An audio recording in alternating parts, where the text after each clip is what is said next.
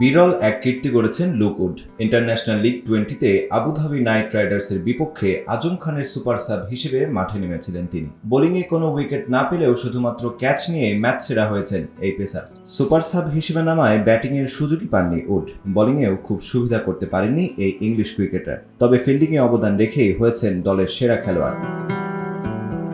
শুরুতে ব্যাটিং করে 5 উইকেট হারিয়ে 193 রান করে ডেজার্ট। সেখানে 9 বলে 21 রান করেন আজম খান। পাকিস্তানি এই ব্যাটারকে ফিল্ডিংয়ে আর নামানো হয়নি। তার সুপার সাব হিসেবে বোলিংয়ে নামেন উড। ম্যাচে 2 ওভার বোলিং করেছেন তিনি, কিন্তু উইকেটের দেখা পাননি। খরচ করেছেন 21 বল।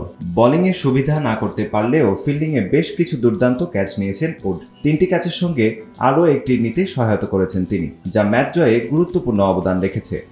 শুরুটা কাইল মেয়ার্সের ক্যাচ দিয়ে।